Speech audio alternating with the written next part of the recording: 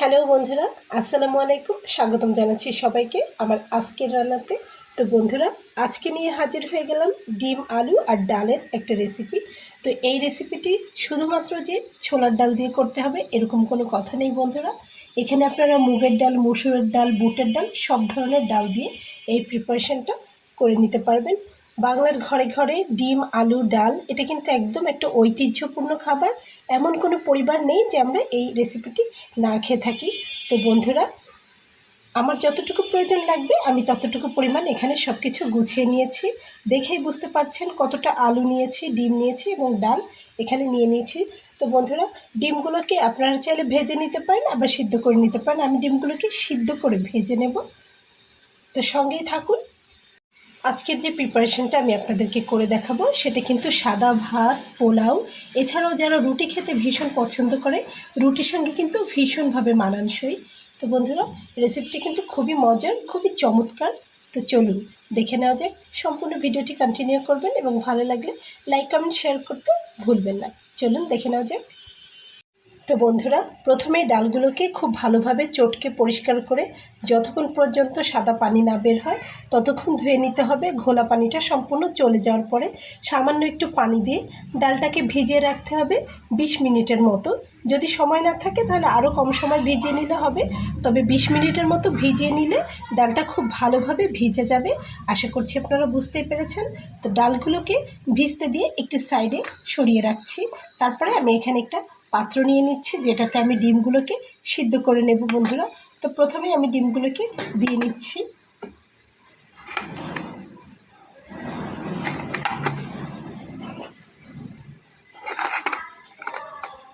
আমি এখানে 5টা ডিম দিয়ে নিয়েছি। তো এখন আমি এখানে দিয়ে নিচ্ছি পানি। তো পানিটা দেওয়ার পরে এখানে আমি 1 চামচ পরিমাণ লবণ দিয়ে নেব। লবণটা দিলে ডিমের খোসাটা খুব ভালোভাবে ছাড়িয়ে আসে। আরও একটু লবণ দিয়ে দিচ্ছি, দিয়ে খুব ভালো করে একটু নেড়ে মিলিয়ে দিচ্ছি যাতে করে ডিমের খোসাগুলো একদম সুন্দর মতো উঠে যায়, খাবলা খাবলা না ওঠে। তো বন্ধুরা, এই ভিডিওটি যখন করছি তখন আমার বাসার পাশে কিন্তু বাচ্চারা খেলাধুলা করছে। তো কিছু শব্দ ভিডিওর ভিতরে আসবে, তার জন্য আন্তরিকভাবে দুঃখিত। এখন আমি এটাকে সিদ্ধ দিয়ে নেব। তো বন্ধুরা, ডিমটা সিদ্ধ হতে হতে আমি এখানে ডালটাকে প্রস্তুত করে ফেলি। ডালটা আমার ভিজে গেছে। এখন একটা কড়াই নিয়ে তাতে আমি ডালগুলো দিয়ে দিচ্ছি। তো ডালটা সব আমি দিয়ে নিয়েছি। তারপরে আমি এখানে আলু দিয়ে নিলাম। তো বন্ধুরা, এরপরে আমি এখানে কাঁচামরিচ দিয়ে নিচ্ছি। আপনারা চাইলে কিন্তু কাঁচামরিচটা চিড়ে দিতে পারেন। তো যেহেতু বাসায় ছোট বাচ্চা রয়েছে আমার, তো আমি এইভাবেই দিয়ে নিচ্ছি। আর এখানে আমি কোনো গুঁড়া মরিচও ব্যবহার করব না। ডালটা রান্না করলে যাতে বাচ্চারা একটু খেতে পারে সেই কথা চিন্তা করে এই ব্যবস্থা করেছি। কাঁচামরিচটা আস্ত দিলে কাঁচামরিচের ফ্লেভারটা এর ভেতরে চলে যাবে, কিন্তু খুব একটা ঝাল হবে না। আর এখানে আমি একটা টমেটো একদম পেস্ট করে নিয়েছি। আর এখানে আমি নিয়েছি আদা রসুন বেটে, আদা রসুন জিরা, আর তার সঙ্গে আমি কিছুটা গরম মশলা বেটে নিয়েছি বন্ধুরা। গরম মশলা বলতে বিশেষ করে দারচিনি, এলাচ, লবঙ্গ বেটে নিয়েছি। এখন আমি এখানে হলুদ দিয়ে দিচ্ছি পরিমাণ মতো।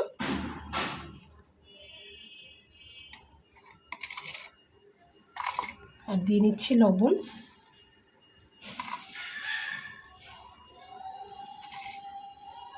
বন্ধুরা, এখানে আমি একটা তেজপাতা 2 ফালি করে দিয়ে নিয়েছি। আর এই রান্নাটা অবশ্যই সরিষার তেল দিয়ে করে নিতে হবে। তো যতটা তেল আপনারা খেতে পছন্দ করেন তেমন দিয়ে নেবেন। আমি এখানে প্রায় 1.5 টেবিল চামচ পরিমাণ তেল দিয়ে নিয়েছি। এখন হাত দিয়ে খুব ভালো করে সবগুলোকে আমি একসঙ্গে মাখিয়ে নেব।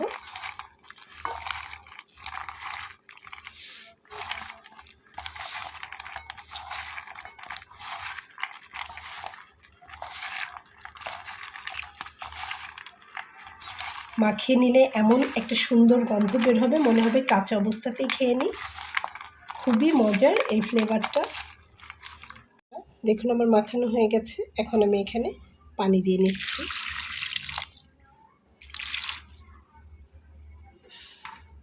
এই পানিটা দিয়ে হাত দিয়ে আমি একটু ট্যাপ ট্যাপ করে দিয়ে একটা ঢাকনা চাপা দিয়ে এটাকে আমি একটু সিদ্ধ করে নেব। বন্ধুরা, এই যে আমার ডিমটা কিন্তু আমি ছিলে নিয়েছি এবং এখান থেকে একটু ডিপ করে কেটে নিয়েছি যাতে মশলাগুলো ভেতরে ঢোকে। প্রত্যেকটা ডিম কিন্তু একটু ডিপ করে কেটে নিয়েছি। তো এখন আমি এটাতে হলুদ লবণ মাখিয়ে নিচ্ছি। তো বন্ধুরা, আমি 5টা ডিম নিয়েছিলাম, আমার বাচ্চারা একটা ডিম নিয়ে গেছে ছেলে অবস্থায়। তো বাচ্চারা তো খাবেই, কিছু বলার নেই। তো এখন ভালো করে লবণ হলুদটা মাখিয়ে নেব। আর একটি ফ্রাই প্যানে একটু বেশি পরিমাণ সরিষার তেল আমি দিয়ে নিয়েছি, তাতে ডিমগুলো একটু লাল লাল করে ভেজে নেব। এখানে আমি একটা ফ্রাই প্যান নিয়েছি আর তাতে আমি বেশ কিছুটা সরিষার তেল দিয়ে নিয়েছি। আর ডিমগুলো এখন আমি দিয়ে নিচ্ছি, একটু লাল করে ভেজে নেব। অন্যদিকে আমার ডালগুলো সিদ্ধ হচ্ছে। তো বন্ধুরা, ডিমটা ঠিক এরকম লাল লাল করে ভেজে নিয়েছি, এখন নামিয়ে ফেলবো। লাল লাল করে ভেজে নিলে ডালের সঙ্গে খেতে ভীষণ মজা লাগে। নামিয়ে ফেলছি। তো বন্ধুরা দেখুন, ডালটা কিন্তু একদম সিদ্ধ হয়ে গেছে। দেখুন আলুটাও সিদ্ধ হয়ে গেছে, দেখেই কিন্তু বোঝা যাচ্ছে। এখন আমি এখানে ডিমটা দিয়ে নেব। এই যে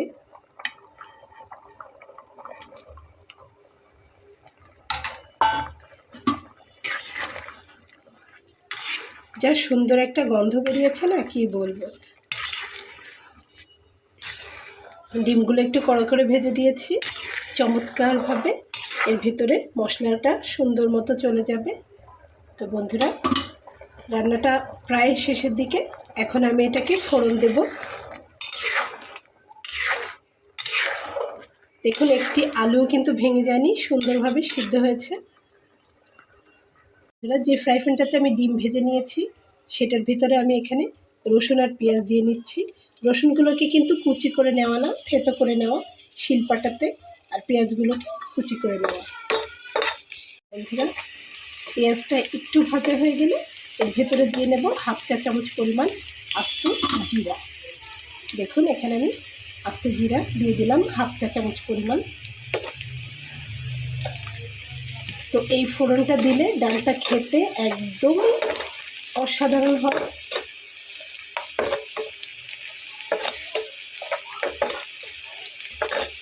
আরও একটু লাল কালার করে ভেজে নেব, অর্থাৎ ব্রাউন কালার।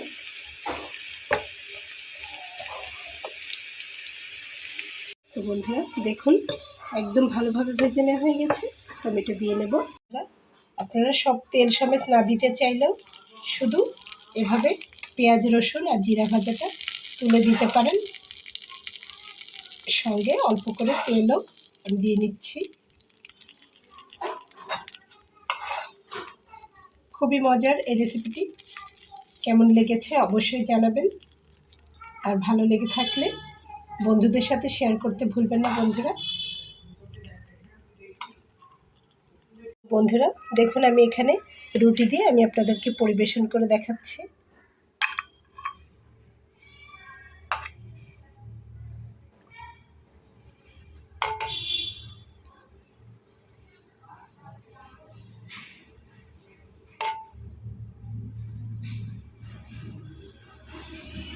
তো বন্ধুরা, আশা করছি রেসিপিটি আপনাদের ভালো লেগেছে।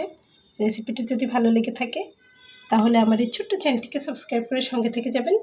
দেখা হবে পরবর্তীতে নতুন কোনো রেসিপি নিয়ে। সেই পর্যন্ত সবাই ভালো থাকবেন। আল্লাহ হাফেজ।